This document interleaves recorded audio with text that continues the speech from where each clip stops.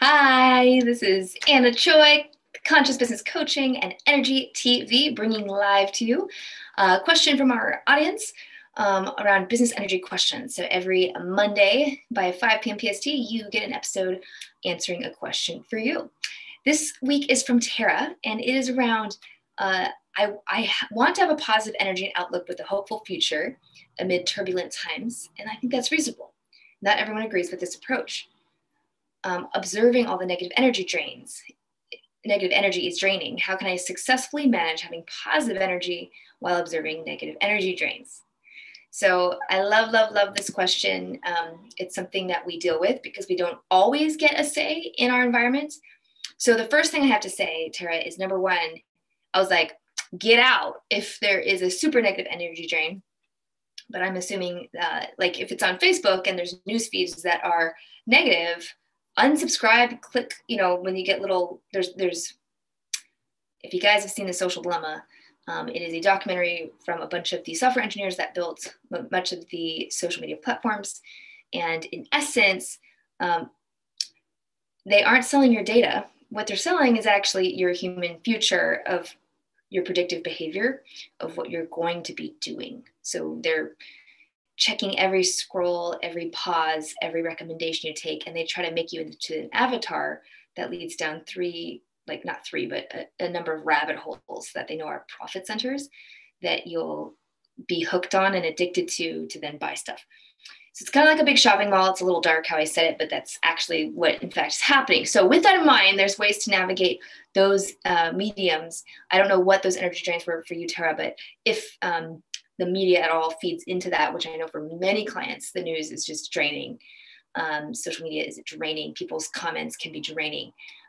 The way I've dealt with it to navigate in this precarious social media online world is I only friend people that are positive, life-giving people. So when anybody asks to be a friend, I check out their profile. I see, are they political? Are they ranting? Are they, I want to get like a instant positive vibe, like right away from their header, their picture, their posts, inspirational, things like that. I'm very clear on why I use social media for business purposes and not, for other reasons. So everybody in my feed is positive.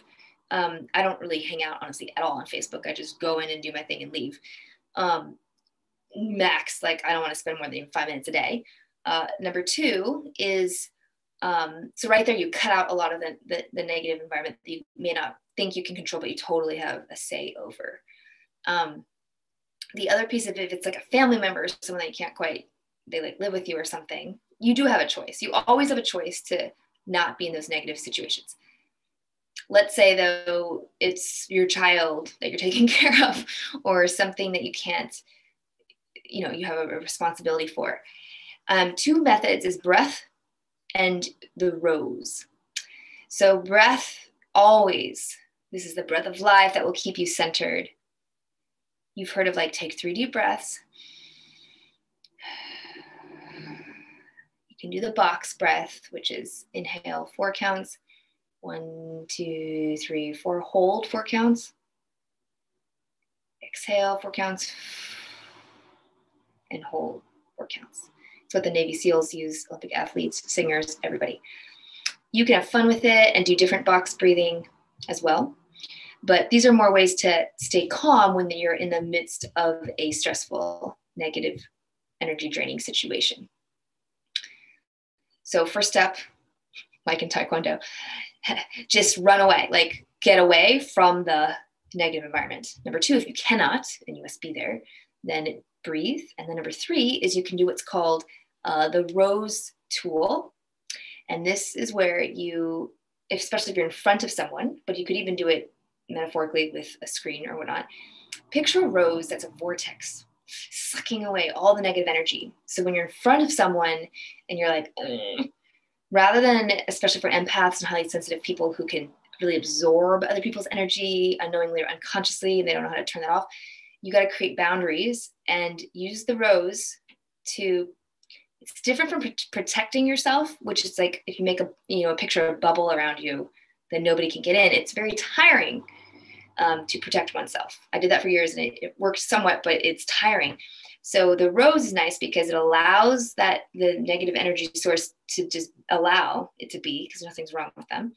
And then you just imagine all their energy getting sucked down this like drain, this vortex of this rose, and it can't enter you. So it's like a nice boundary that allows them to be, allows you to be. It freaking works. I have used it in many tenuous situations and relationships and conversations, just to imagine that or feel the energy of that.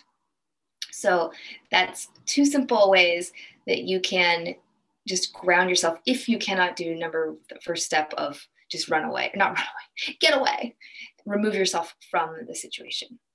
I hope that helps, Tara. And this is Energy TV with Mojo Monday. So if you would like to subscribe, please do. And I'd love to hear comments below of what opened up for you out of this conversation or what action you can take next. Anna Choi with Conscious Business Coaching.